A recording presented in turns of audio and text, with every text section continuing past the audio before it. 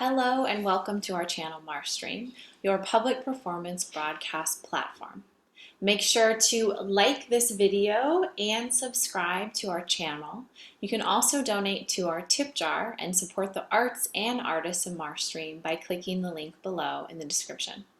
Check out our website at themarsh.org for all upcoming live performances. Now enjoy the show. Good evening, I'm Gail Shickley, and welcome to Solo Arts Heal. Tonight, we're featuring activist, storyteller, and singer Sharon Abreu, who will be performing excerpts from her 70-minute solo show, The Climate Monologues, in which heart, humor, and inspiration resound through personal stories, enhanced by original songs from passionate, everyday people moved to action by climate change concerns over their lives and communities. And we hope you'll be inspired to be people of action, too. This show, Solo Arts Heal, was born from action through the art of storytelling and performance at the intersection of education and advocacy about health and healing. Since the pandemic began, the Marstream has presented excerpts of shows that embrace the healing power of the arts over a wide range of mental, emotional, and physical challenges, and with talkbacks that offer insights and resources for our audiences. This includes the health and healing of our Mother Earth. How we treat one another and how we treat the planet is inexorably linked. Tonight, we present Orca Island-based performer Sharon Abreu, a climate change educator since 2000. The award-winning singer, songwriter, and actor created the Climate Monologues after meeting people whose stories she was inspired to share. Powerful, true stories celebrating the human spirit while exploring solutions to the greatest challenge of our time. Sharon performed the show in Los Angeles Women's Theater Festival and the United Solo Theater Festival in New York. She is also executive director of Earthlings Arts-Based Environmental Education, which we'll learn more about in our talkback. So get your questions and comments ready. What we're about to see is a 25-minute segment from the Climate Monologues, and we'll see a slide of the real person whose story is being told before each of the 6 character segments. So ladies and gentlemen, please join me now in welcoming Sharon Abreu in the Climate Monologues.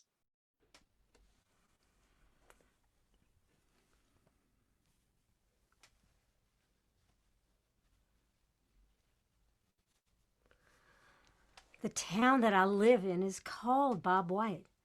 It wasn't named after a man, it was named after a bird. The cliffs on the backside of my property is where the Bob White quails nested at. When the birds would call through the morning and through the evening, you could hear them throughout the valley. It echoed. It sounded like 20 birds was calling instead of one.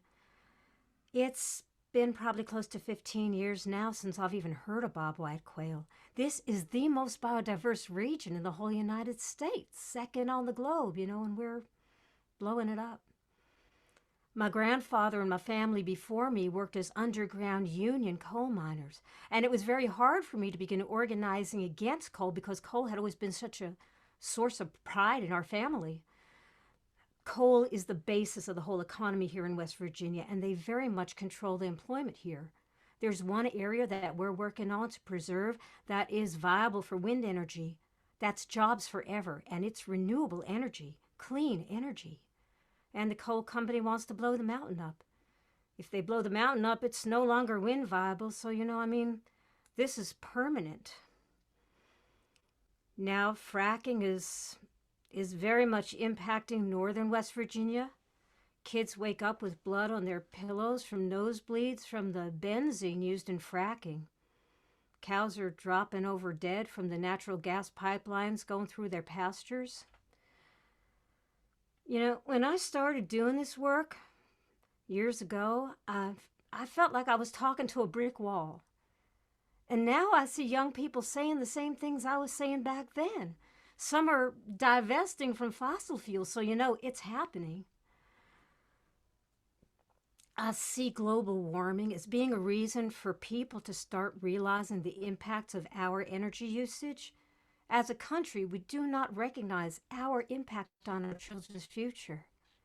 If I knew that my life was sustained by taking my children's last drink of water, I wouldn't take it. And that's exactly what we're doing. We are taking our children's future away from them.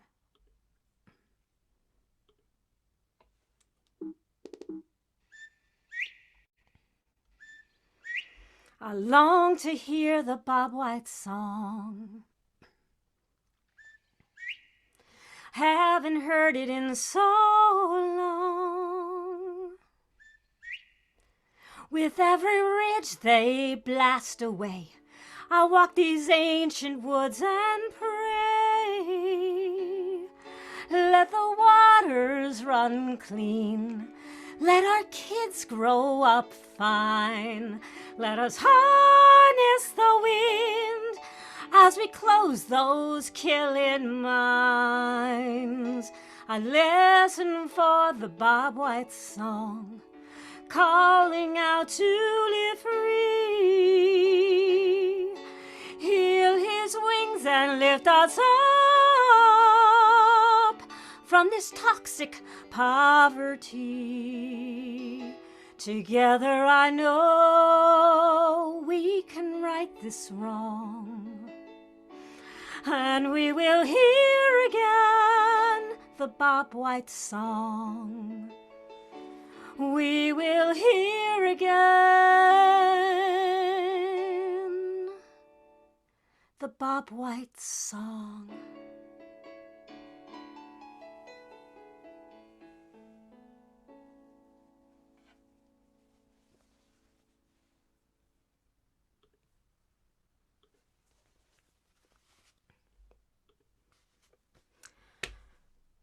I was aware of climate change, but I didn't get concerned about it until about 10 years ago. I was working at the Shell Tesoro oil refinery in Anacortes, and our union, the steelworkers, would have these conferences, and we'd hear all this stuff about global warming and the need for a just transition. Just transition's about protecting jobs and transitioning workers to new jobs in cleaner industries. It includes benefit protection, retirement protection, job training, and relocation expenses when that's needed. The steelworkers actively look to build alliances with the environmental community in order to help people understand the concerns about climate change and jobs, and to play some kind of role in the solutions. In combating climate change, we have to reduce our dependence on fossil fuels, and the impact that would have on existing refinery workers is obvious.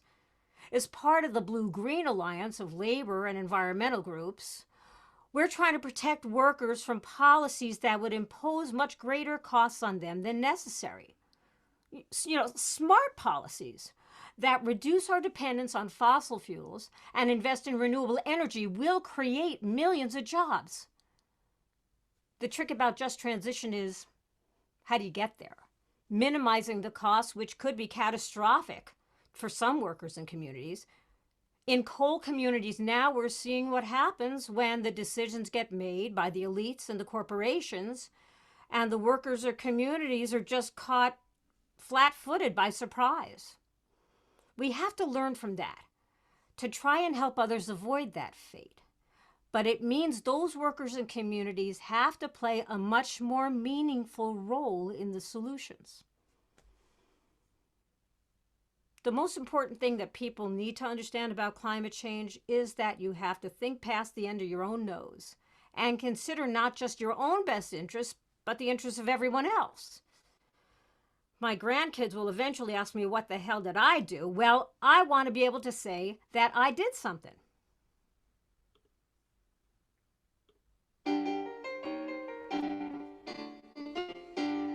We need a just transition, a just transition. We need a just transition to get us where we need to be. Back in the 1970s, there was a super fund for dirt, but nothing for the people who were gonna lose their work. This problem has divided us for such a long, long time. We have to work together now. Our lives are on the line. We need a just transition, a just transition.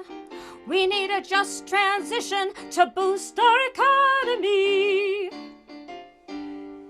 We're afraid afraid we'll lose our houses, that our kids can't go to school. We worked so hard and tried to live by the good old golden rule, but we had to feed our families with sacrifice and toil. And in exchange, we got polluted water, air, and soil. We need a just transition, a just transition. We need a just transition to take care of our families. We got a little program, it's called the GI Bill. We can use it as a model if the workers have the will. We need more education, not just a month or two. We got to trust it's steel, not rust, and good jobs are coming through. We need a just transition, a just transition. We need a just transition to renewable energy. It's got to be for every worker, no matter race or class. We're all in this together, and there's no future in the past. So if you have our backs now, we'll have your backs too. After all, the earth we share is made of green and blue. We need a just transition, a just transition. We need a just transition to the 21st century for you and me.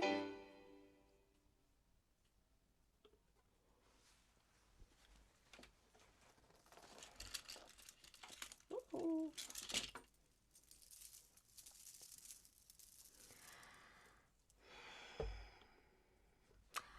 I lost two dear friends of mine when Hurricane Katrina hit Gulfport.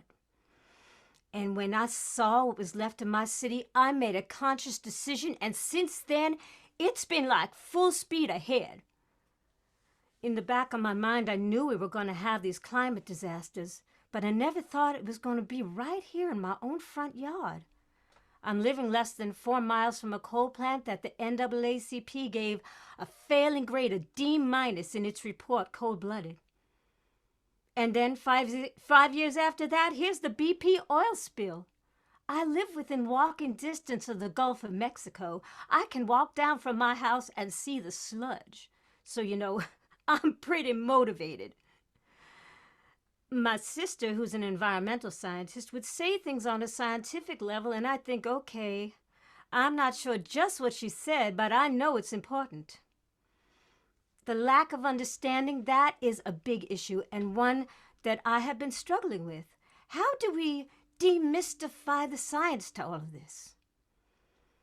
We had to go up against the coal companies because they were saying that only rich people are going to be able to afford renewable energy, and that the cost of maintaining the grid was going to be shifted to the poor people.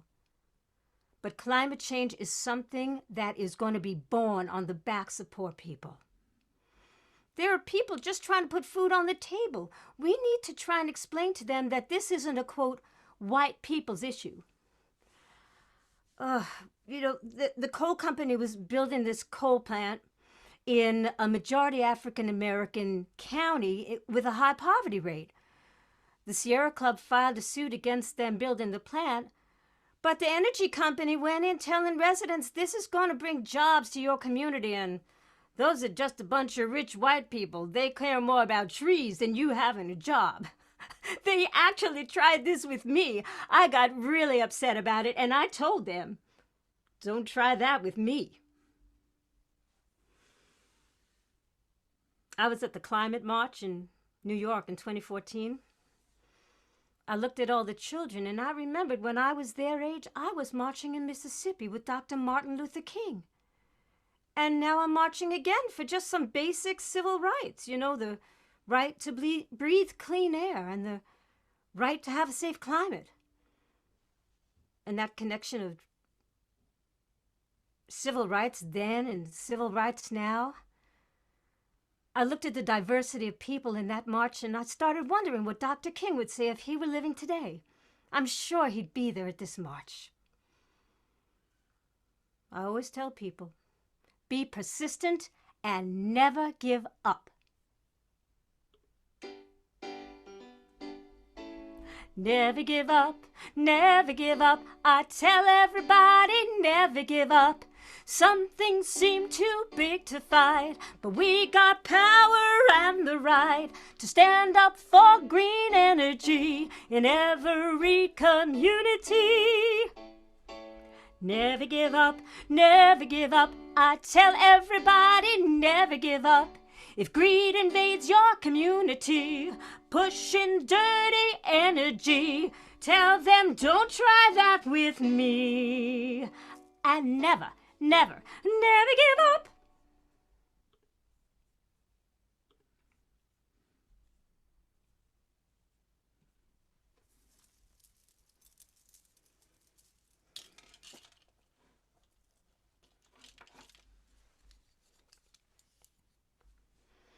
When I lived in Arizona in the 80s and 90s, I was teaching at a small college about climate change, but I didn't have any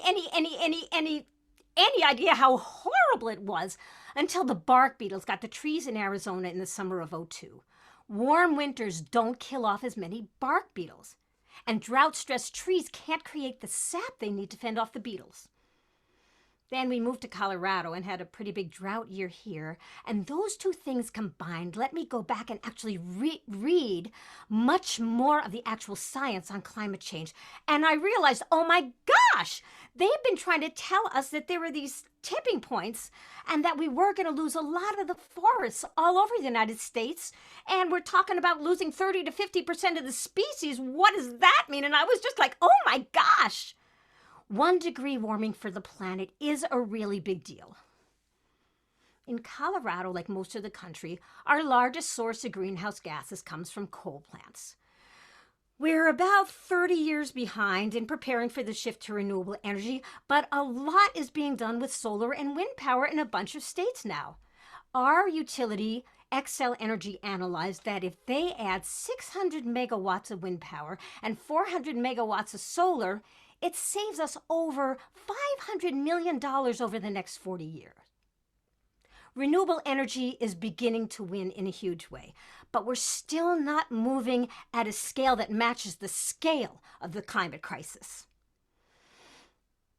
You know, the only way we move this country is from the tail end. You've got to create that momentum in your community and in your state, and then lo and behold, the quote-unquote leaders will jump to the front of the parade. There's no doubt the transition's going to happen. The question is how fast. And given how much CO2 there is in the atmosphere, that really matters. It's so important how we keep our spirits up because you can't work on climate change without having your moments when you're just like, oh my God, you know? What I try to help people understand is that it's probably too late for many things. And that just requires profound grieving. But it's never going to be too late for everything. This planet has abundant life on it, and there will always, always, always be something left worth fighting for.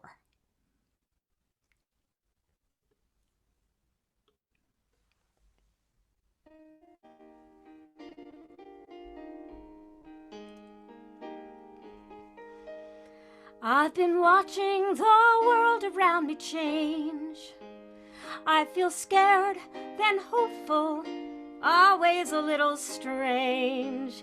I can treat the rope burns in this endless tug of war, 'cause there's always something left worth fighting for. For the lakes and the ponderosa pine, the faith that keeps me going says we still have some time. Change is not impossible, though at times that's how it seems. I'll fight with all my heart for my kids and their dreams. Oh.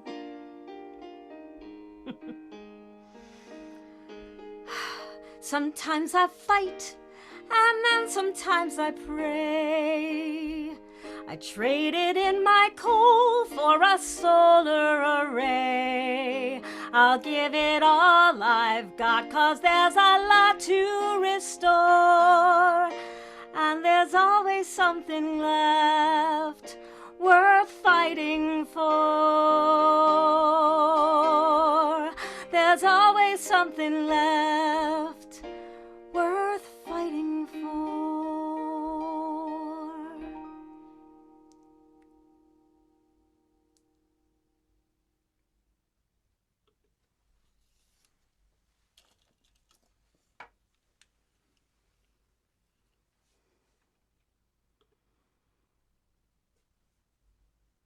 I was drafted into the Vietnam War.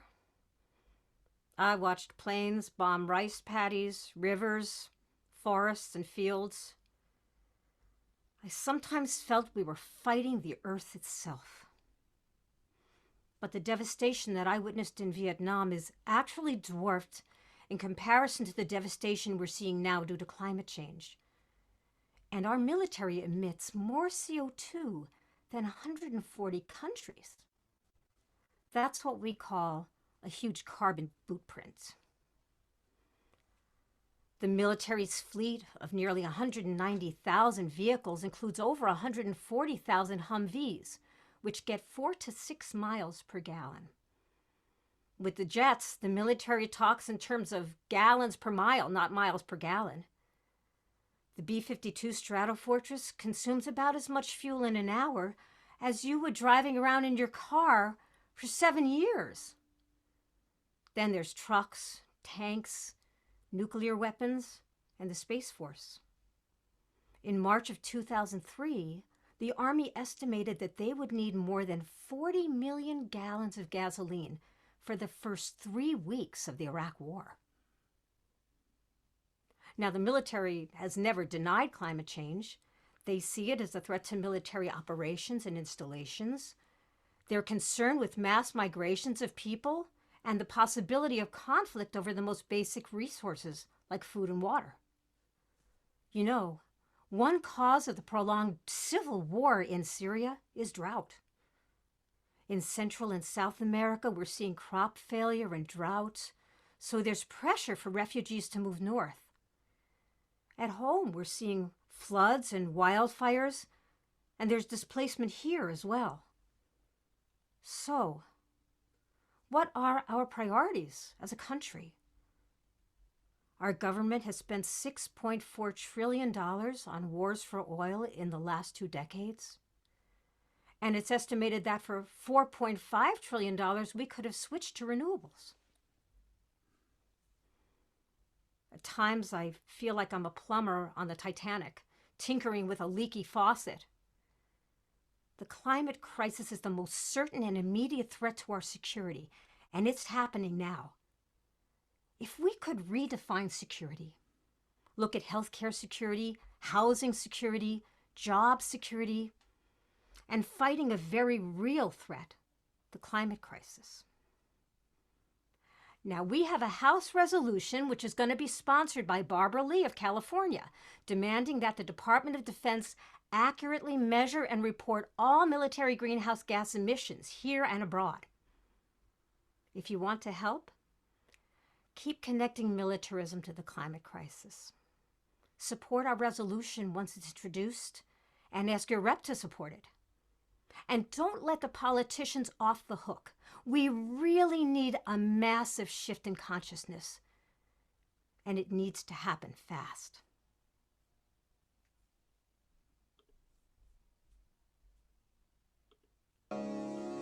Nothing is more harmful to the earth than preparation for war and war itself.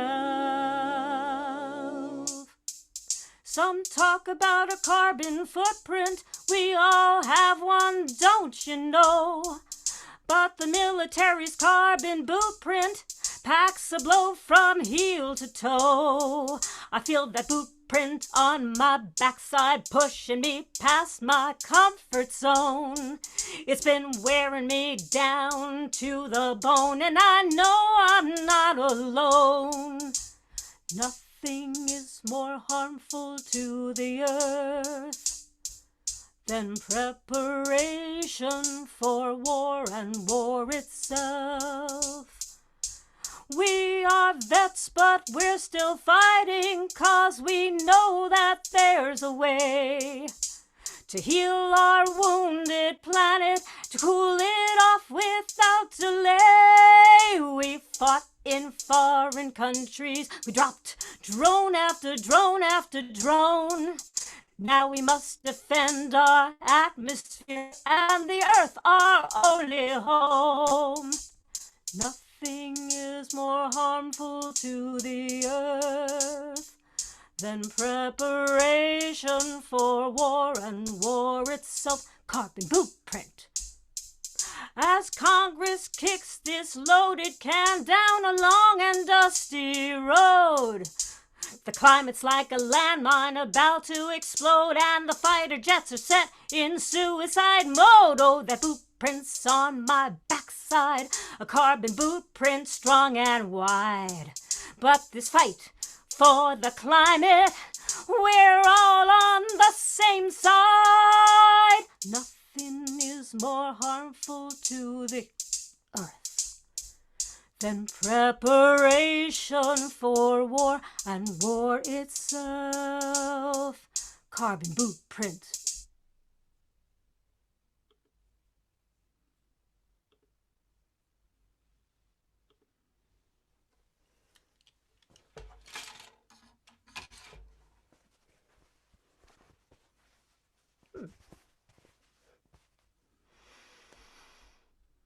Colorado's been home since I was 15. I rodeoed professionally for about 20 years. I was on a horse before I could walk.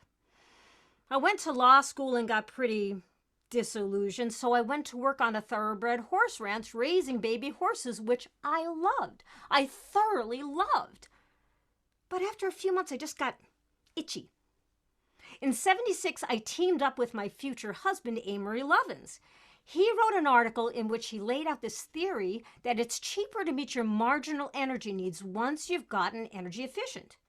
And then it's cheaper to meet those needs through renewable energy than through fossil fuel and nuclear.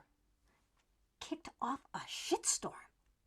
The conventional energy industry reared up and sought to squash him. We wound up writing a book called Amory and His Critics, and then we traveled around giving speeches and consulting. Whew.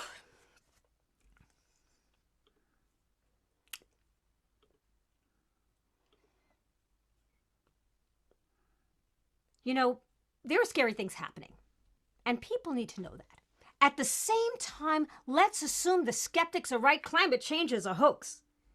If all you are is a profit-maximizing capitalist, you'll do exactly the same thing you would do if you were scared to death about climate change, because we can solve this problem at a profit. So, let's go. Let's just do good business. Oh, and by the way, we solved the climate problem. See, that's the business case for climate protection. We have irrefutable evidence from things like environmental wide-eyed radicals like Goldman Sachs, showing that the companies that are the leaders in good environmental policy have 25% higher stock value than their competitors. The energy efficiency opportunities are ginormous. And the more you push on efficiency, the less you have to push on supply. And the more you improve your standard of living at very low cost. There's this mentality that unless we Americans strain our standard of living and endure voluntary poverty, the earth's going to hell in a peach basket. It's not true. Now, the Chinese are investing in efficiency, solar, and wind as the basis of their industrial policy because they recognize it gives them more jobs, and innovating in this realm will give them the economic power. If you look at the waves of innovations, Americans ruled the world economically, militarily, politically, because we innovated. what's next? If the next wave of innovation is green technologies, who's going to rule the world? The Chinese are quite serious it's going to be them. And our country's in a fracking frenzy. We are shooting ourselves in our own economic future by not committing in a massive way to this green innovation. We know how to do it. Simply is just a question of political will. How am I feeling about the COP26 climate meeting that's coming up? Well, it depends on the moment. There's a lot of hope, and the real hope is really the economics. Renewable energy is just so much cheaper, and it's happening everywhere. But we're in a horse race with catastrophe. We have to push our government to implement a program to cut emissions, shift to renewable energy, reform the transportation sector, and ensure food supplies in a warming world. Back at COP15 in Copenhagen some years back, I was on Danish national television with the energy minister Connie Hedegaard, betting her a bottle of whiskey that UN climate meeting was going to fail. I said to a big crowd of people I spoke to that night, "Come on, guys. Your job is to help me lose a bottle of whiskey."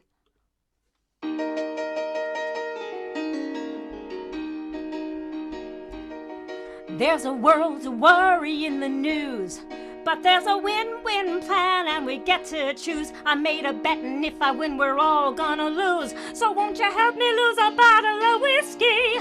I like to stay in Colorado with my big old truck, riding the rodeo and playing my luck. But I can't hide from the truth, no, I can't let go. I'm putting panels on my roof and I'm letting you know, I buy a bottle of whiskey, we're gonna fail.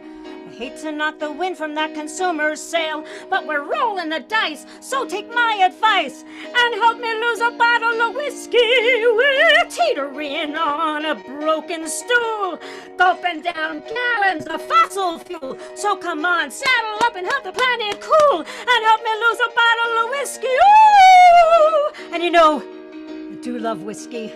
Goodbye, you beautiful bottle.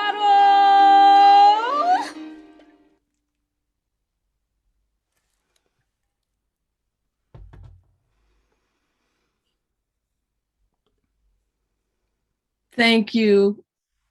The Climate Monologues, Sharon Abreu. Thank you. That was marvelous, Sharon. Thank you so much. You know, excuse me. I agree with the theater reviewer who said your monologues bring a humanity to the statistics that plaster our newspaper and Facebook feeds, because you just don't give the facts. You really give a human factor of everything you do. And you don't consider this really a political show, because you speak in scientific terms. You speak in very human terms. Well, you know, I realized a long time ago that there was a lot of good information out there, and it was just bouncing off of people. And I thought, we need to get in there some other way. And being in the arts, you know, we're pretty focused on our emotions and our heart and what speaks to us on heart level, because that is really how most people really respond. We act so much on an emotional level without even realizing it a lot of the time. Now you first opened the show in 2010, was it? Yes. And at Orcas Island, where you live. That's right. And how many people did you interview before you settled on those that you use in the show? That's a good question. Well, I guess I interviewed about a dozen people, and I started off, well, the show, you know, it's one of those things where the show just keeps growing. You know, it was nice and short, and then it got longer, and then it got a little longer, and then it got a little longer, because you meet so many interesting people whose stories you want to help get out there. And it's so hard to edit. Like, I would do an interview with each person that would be at least an hour. And then I'd have to edit down to this little monologue. And it was, you know, it's torturous to have to take out really, really good stuff. Right. And the songs, now you are a trained opera singer. And you've written these songs. Are those the people's words also that you use in the songs for the most part? Mostly, not entirely. I bounced off everything in the monologues, the people's words, except for maybe like just a couple of connecting words here and there. But in the songs, I kind of took a little bit of artistic license and just wanted to really give people a little bit of an emotional time with that monologue through the song. Mm-hmm. You received a lot of notice. I know you worked with the UN. Tell us about that. It's from 1998 to 2007, was it? Yes. What happened was I was living in New York. I'm originally from New York, which you can probably tell after talking to me for about 10 seconds. And I was hired to sing at the UN for a ceremony taking place during the UN Commission on Sustainable Development, which was a 2-week long environmental summit at the UN, which I had no idea was happening. I was an environmental educator in New York, and I had no idea it was happening.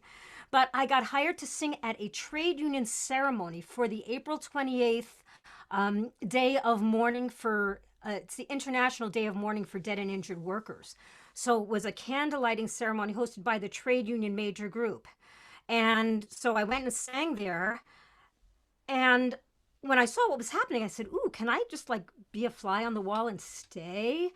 And so they made me a member of the trade union delegation, which was great because I was actually a union member. I'm a member of the Local 1000 North American Traveling Musicians Union. And so I was there as a trade union representative and did that for 10 years and sang several times and brought high school students to sing at the UN in 2006 and 2007. Oh, that's wonderful. I'm so glad that you're doing that. It's such important work.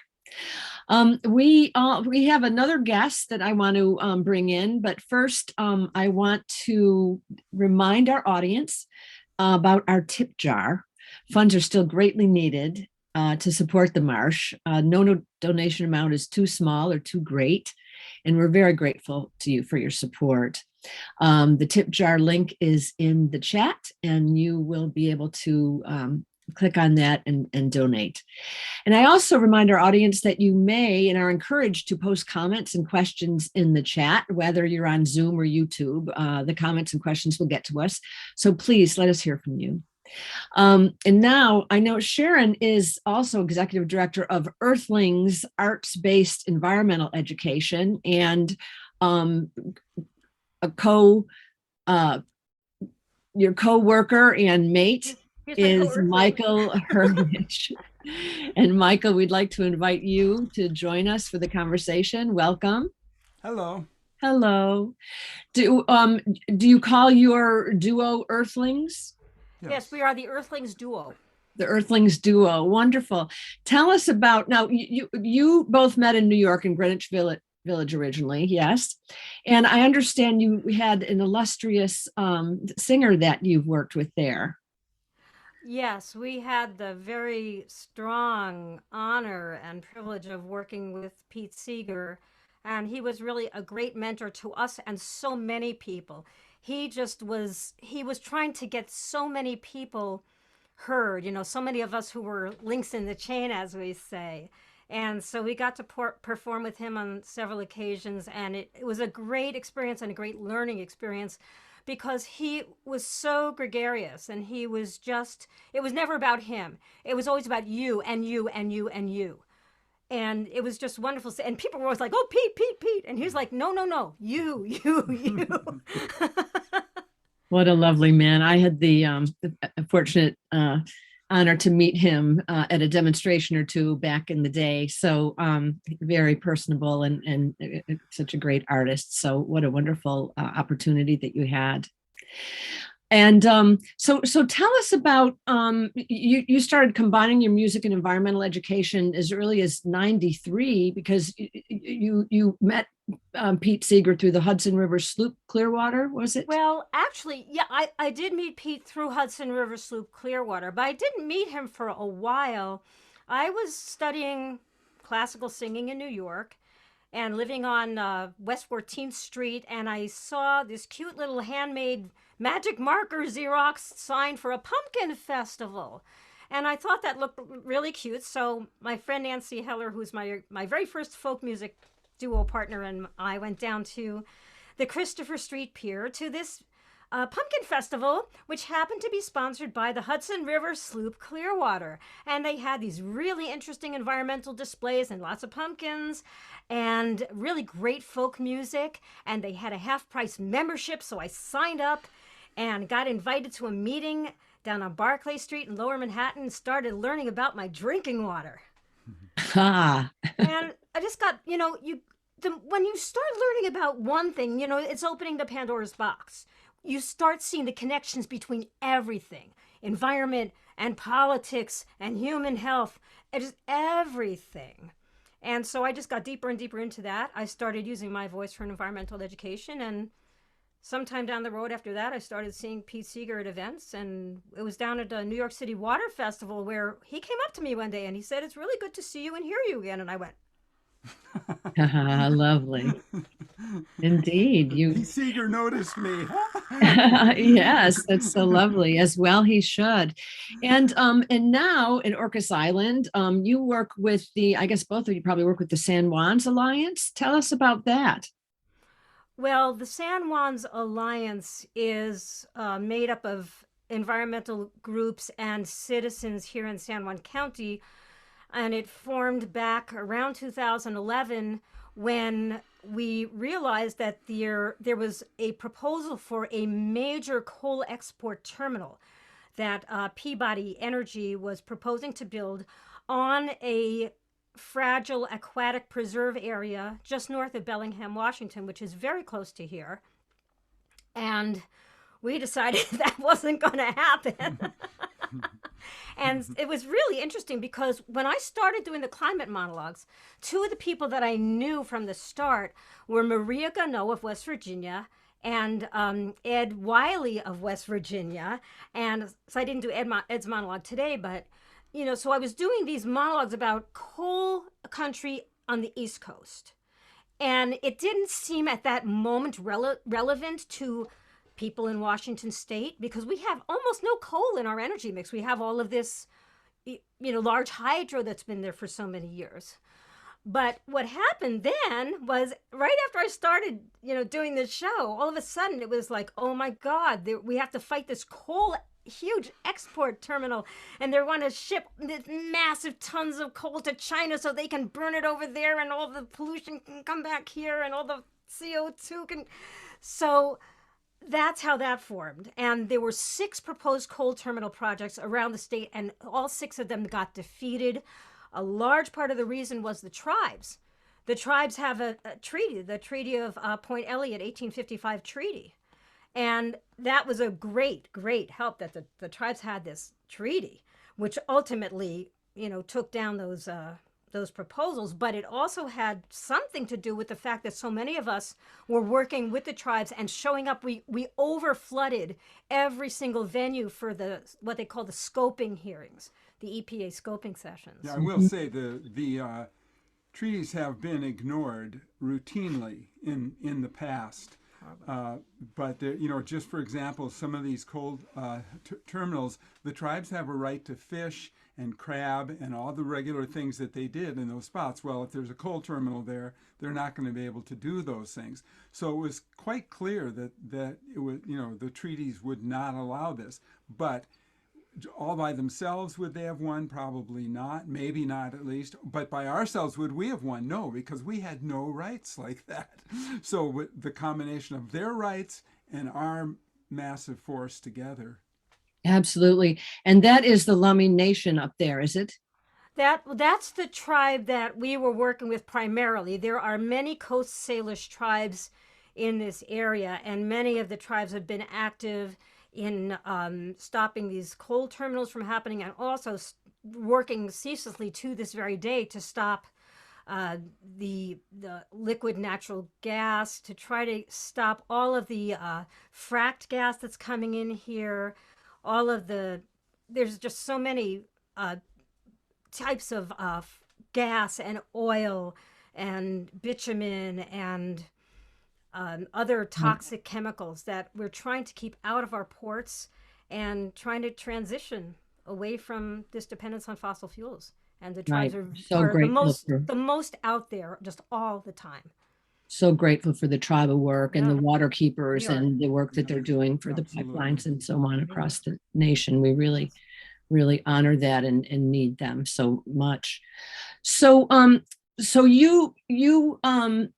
well, first of all, you guys were in New York State, and you satisfied New York State academic standards for science to bring your musical show Turn the World Upside Down into the public schools through the Brooklyn Arts Council, was it?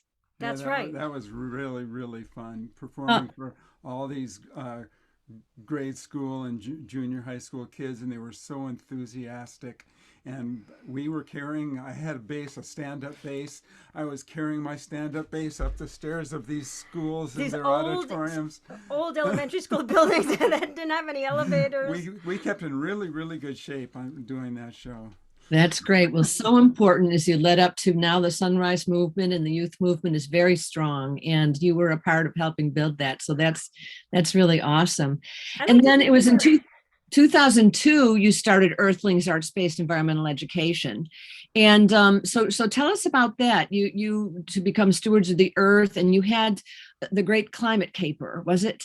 Yes, that was our very first climate change show, and that was premiered by 6th and 7th grade students right here on Orcas Island at the Orcas Island Grange, which is where I also did the Climate Monologues. Wonderful. And really just, it kind of got us off the ground. We then took the Great Climate Caper and made that into a simpler, shorter show that could just be done real easily by middle school groups, high school groups, and that is called Penguins on Thin Ice. And there's a website for that, as well as a website for the Climate Monologues. And that's the show, Penguins on Thin Ice, that we took to the UN in 2007, right? Yeah. Fantastic. Wow. And now you also have books, Ecomusicology, and I think you're going to share a song with us, will you? Yes. Yes. Today. Just And to be clear, Ecomusicology is by... It's by Professor Mark Peddlety, who is a professor at the University of Minnesota. We're mentioned in the We're book. mentioned in that book. And I see. You're featured in the book. We're sorry. featured in the book, Right. yes. Okay, And he good. also has another book called A Song to Save the Sailor Sea, and we're in that book as well. Wonderful. I see that, and he devoted a chapter to you, I guess, in Yes. Climate Monologues. Lovely. Wonderful. So I know your songs are played on radio stations and different places around the country, and and you're going to be performing for us today. Yes, we're going to do a song for you, a song that Mike wrote. Economology. Economology. I like to say I left him alone one day and he wrote the song, and I just love it. So in this song, Economology, I'm going to play, he's playing the little Martin guitar there, and I'm going to play what I call the steel drum mando fiddle. It looks just like your garden variety violin, but... I'm going to turn my video so we can spotlight you. Okay. Count me Two. in. 1, 2, 3.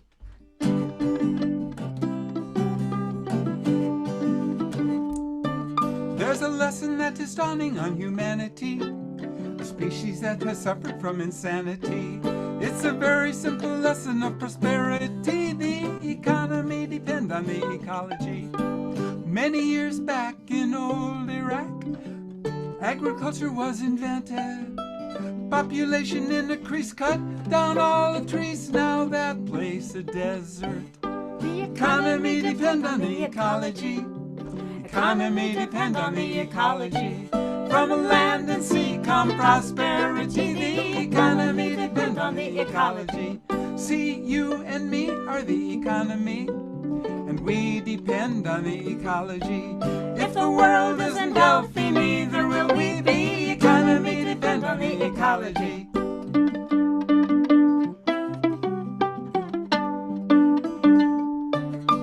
There was a place called Love Canal.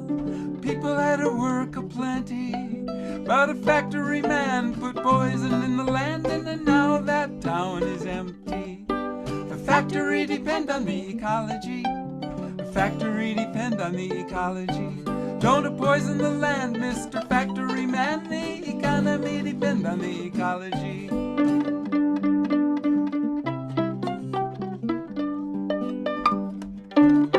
I don't think war will solve a problem. It only bring devastation. Let's stay home and take care of our own land, and we will have a stronger nation. Democracy depend on the ecology. Freedom depend on the ecology. Your side, my side, everybody. Everything depend on the ecology. University depend on the ecology. Factory depend on the ecology. Baseball, football, democracy, everything depend on the ecology. You and me depend on the ecology. She and he depend on the ecology. All of we depend on the ecology. It's a lesson that is dawning on humanity.